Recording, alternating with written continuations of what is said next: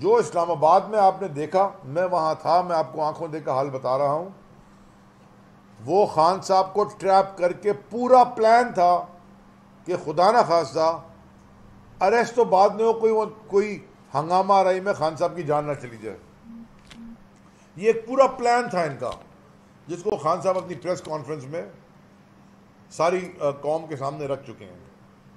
جو میں آپ سے بڑی کا اعلان کیا، دیکھیں بہت کریڈیبل سورسز سے اب کچھ اطلاعات آ رہی ہیں،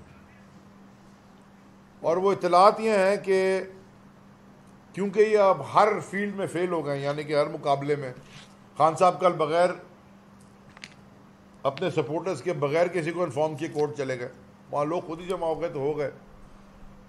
وہ بھی ان کا ہو گیا کہ جی کوٹوں سے وہ ایک شخص کی گولیاں لگی ہوئی تھیں، جس نے گولیاں ماری وہ ویڈیو پہ اپنے بیانات ریکارڈ کرا رہا ہے.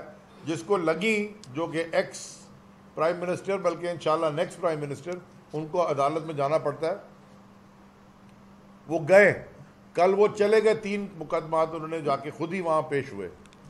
اور وہ جو امیج آئی ہے کہ کورٹ کے 4 دیواری کے اندر، بلکہ بلڈنگ کے اندر بھی چاروں طرف سے ان کو بلٹ پروف شیلڈ سے بچانا پڑا. وہ پاکستان، وہ دنیا دیکھ رہی ہے، اور بڑے لوگوں نے، دنیا کے جو اوپینین میکرز ہیں، انہوں نے اس کے اوپر بڑی تشویش کا اظہار کیا ہے کہ ایک اتنا ویل نون، گلوبلی دنیا میں جانا پہچانا شخص، کورٹ کے اندر بھی اس کو اتنی شیلڈ کی پروٹیکشن چاہیے، بلٹ پروف شیلڈ اپنے سر کو، منہ کو اور سارے امپورٹنٹ حصوں کو بچانے کے لیے.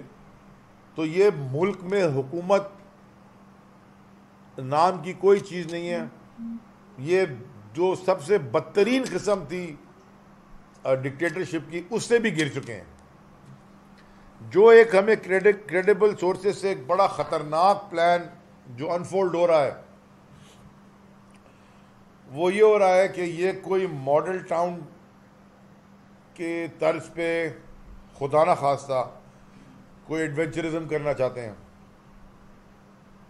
گھر میں تو وہ گھس گئے تھے،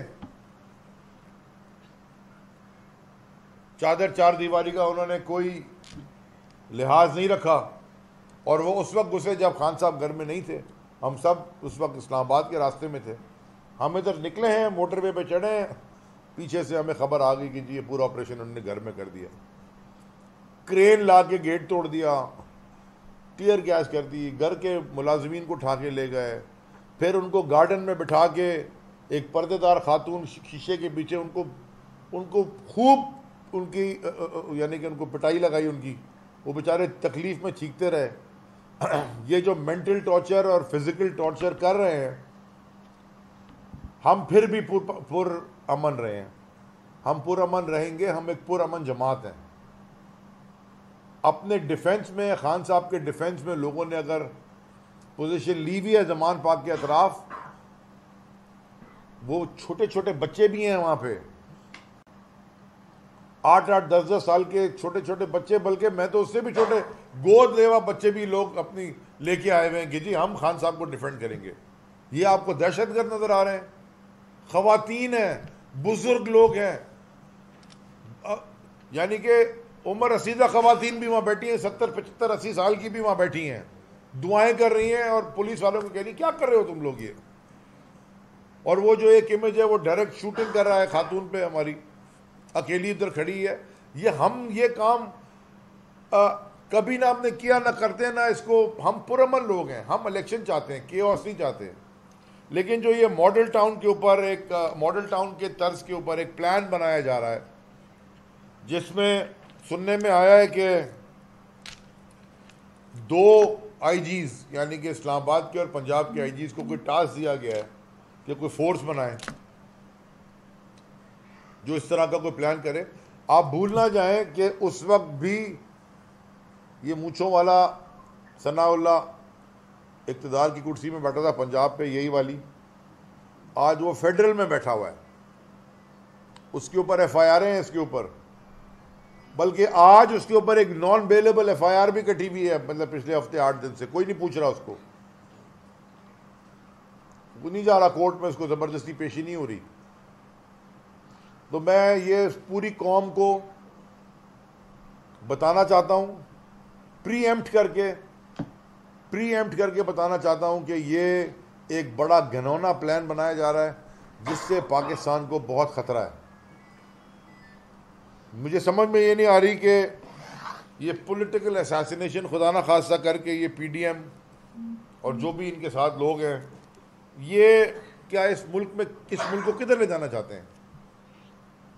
بالکل باؤنڈری پہ اس وقت کھڑا ہوا ہے ملک کے. خدا نہ خواستہ یہ انتشار یہ کوئی اور طرف نہ لے جائے. دنیا میں ہم نے دیکھے یہ سول وارز ہوتی بھی، ہم یہ نہیں چاہتے خون خرابہ، لیکن یہ کنٹرول میں نہیں رہے گا.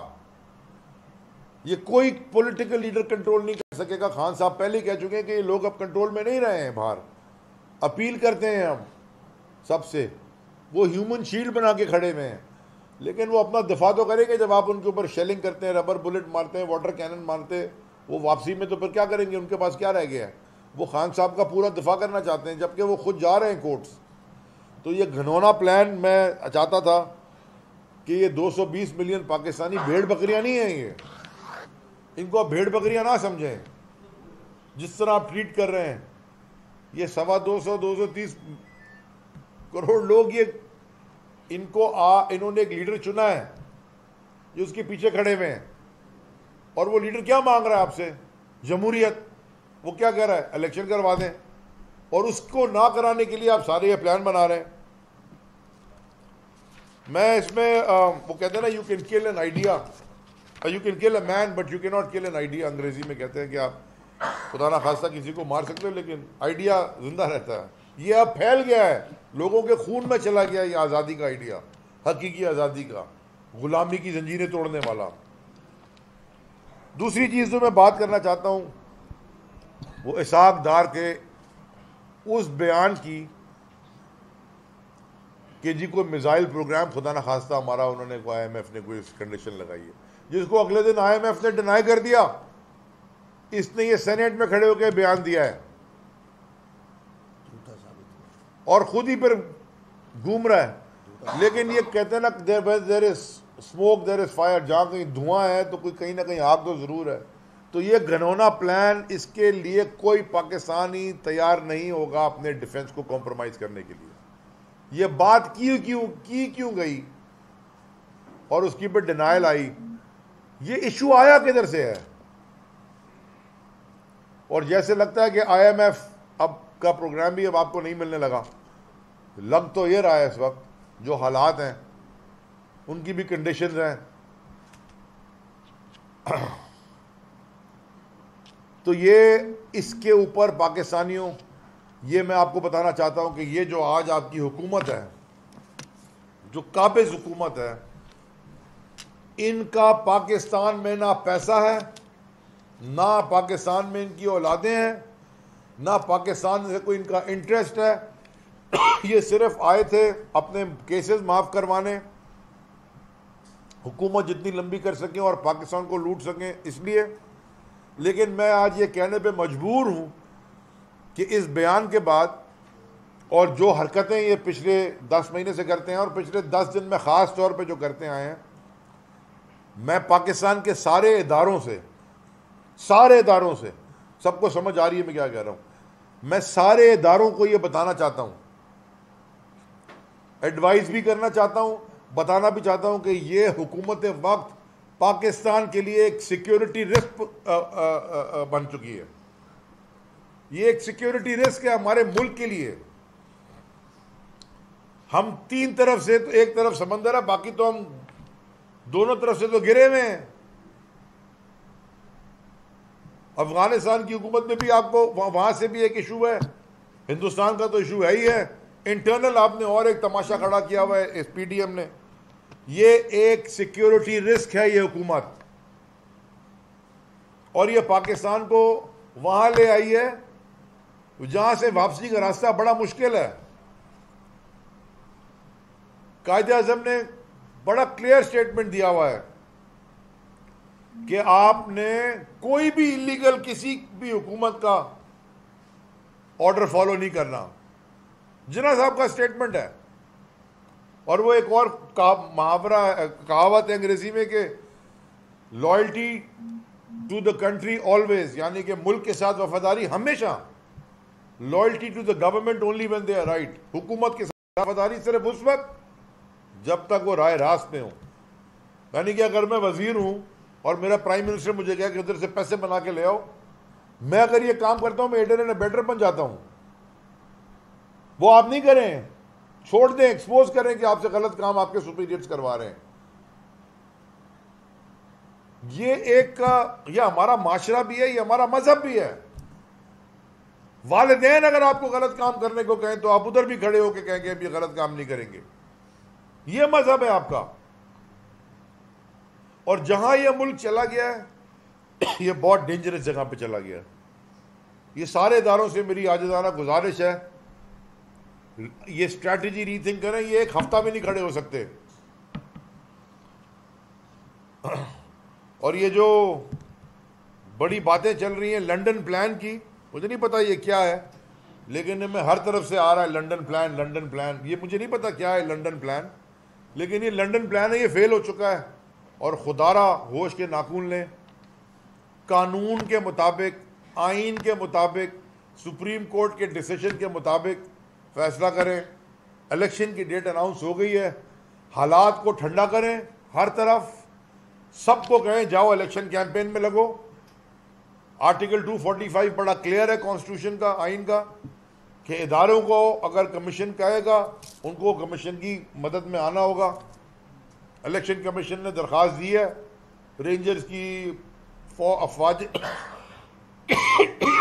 معذرت, گیس کے بعد استھما کے پیشنٹ کو ہی ہوتا ہے,